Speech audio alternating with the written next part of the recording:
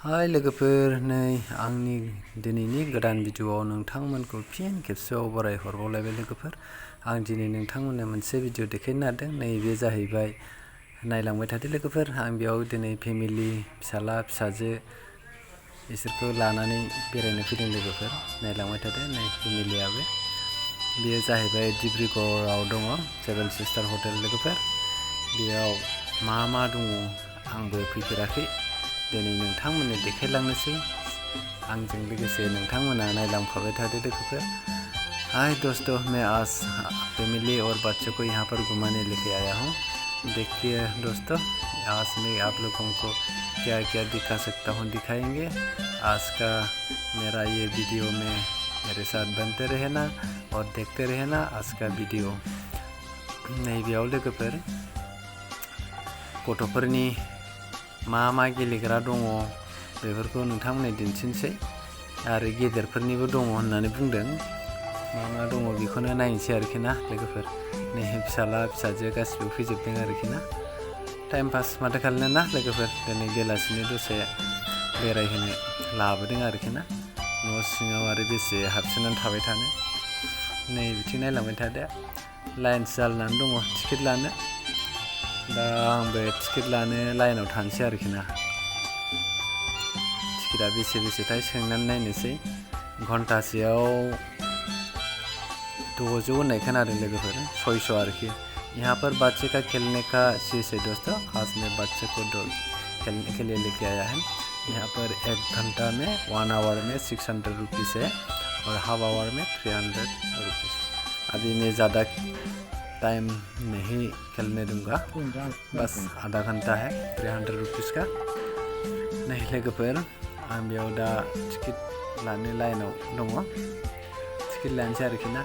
ओमफ्राय बेयाव गेलेनो थांबाय नै फिसालाया जोंनिया मुजा गानगासिनो आरोखि ना लोगोफोर। नै बाबा गानबाय, बाबा दे गानदो, मुजा गानहोबाय। यहाँ पर खेलने से सॉक्स पहनना है। पहले बच्चा लोगों को सॉक्स पहना जाता है। ये देखो, ये मेरा लड़का है। मेरा लड़का देखो अभी पहले आगे होके चला गया भाई। और ये देखिए उधर इतना माहिर है, इतना उसको मन है खेलने के लिए। देखो कहाँ घुमा के आ गया, देखो कहाँ घुस के आ गया भाई। नायलांबाय थादो लोगोफोर। नै फिसाला फिसाजो एखेबारे इन्जय आरोखि ना। जोंनि लोगोफोरनि फिसाला फिसाजो गेलेनानै थांखांबाय। ओमफ्राय बिसोरनि भिडिअखौ नुनानै जोंनाबो फिसाला फिसाजो गेलेनो फैबाय आरोखि। नै नुबाय फिसालाया बवा आसला माजों हाबदों ओंखारबोदों।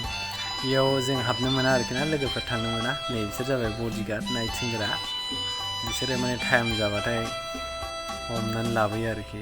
ओंखायनो फिसाला, ओमफ्राय नैबे आंनि लोगोनि फिसाजो बेयो। नै बल सोबाय होबाय गाव हरनाया।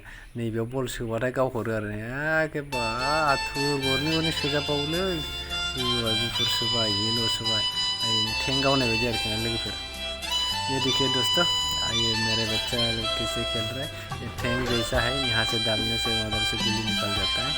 ये देखो 3 लेकर आ गया, 4 लेकर आ गया। अरे बाप रे, ये बॉडीगार्ड है। ये सब वहाँ से निकल के लेके आता है। बच्चे लोग का जब भी टाइम होता है, जो खेलने मन है उसको खेल सकता है।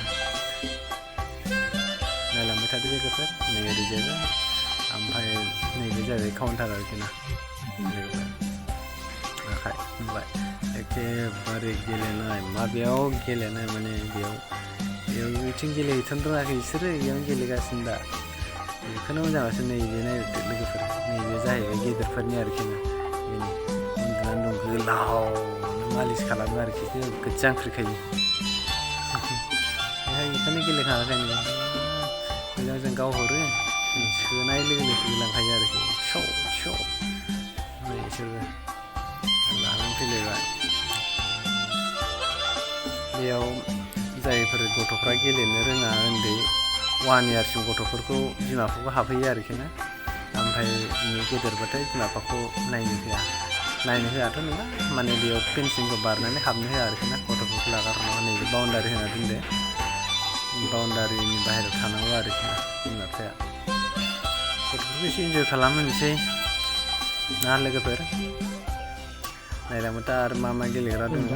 दिनैसो फार्स्ट टाइम नाखाय दैखराव हाबहैलायबाय नोंसोरलाय होबोलायबाय फिसालाया बा हाबबोलाय बिराद मोजां मोनो बिदिखौ गेलेनायखौ आधा घन्टानिल' दानदों टिकेटखौबो थांगोना थाङा बे आधा घन्टायाव थांबाबो गाबोन समफोर आरो लाबोफिनबावलायनांगोन नै लोगोफोर ओरैजाय नाहरदो फेमिलियाबो माने बेयाव गाखोदो मोजां मोनदों बिराद मानसि फैखायो आरोखि ना बेयाव ससमा गानबावलायबाय आंना सनाया लोगोफोर बा आंबो एसे सना खाथियावनो थानानै एसे फट' लानोसै नायदो माबायदि नुखो लोगोफोर नायनानै मोजां नुबा लाइक हरदो कमेन्ट हरदो आरो चेनेलाव जायफोर गोदान साबस्क्राइब खालामनो हादो लोगोफोर नैबे आंनि सना बियो अनसुलि आंनि नायलांबाय लोगोफोर नैजाय ओरैजाय मोजां नुयो आरोखि ना बिराद मानसि फैयो फिसाजोआबो एसे गोसोआ डाउन बेहा माने इयाव गेलेयासै आरोखि ना बै मोनसेयाव गेलेनो नागिरदोंमोन नैबो जिरायनायलायबाय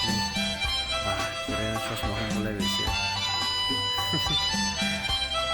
नैबे एन्ट्रि गेट आरोखि ना बोराय बुरि गासिबो फैजोबो नै बुरिया फैबावदोंसो इयाव बै माबायाव गेलेगोन जे मोदोम जांख्रिख्रायाव उन्दुनानै थाबाथाय एखेबारे मालिस खालामो आरोखि फिसालायाबो इयाव जिरायबाय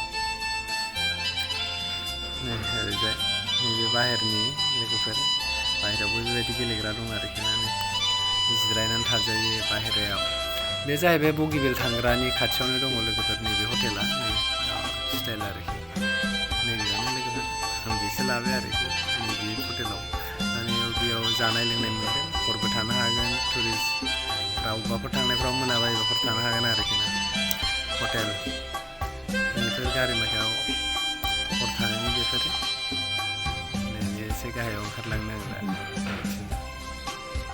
बे आंनि लोगो बेबो नायलांबाय थादो नैबे सिङाव जाहैबाय गारि दोनग्रा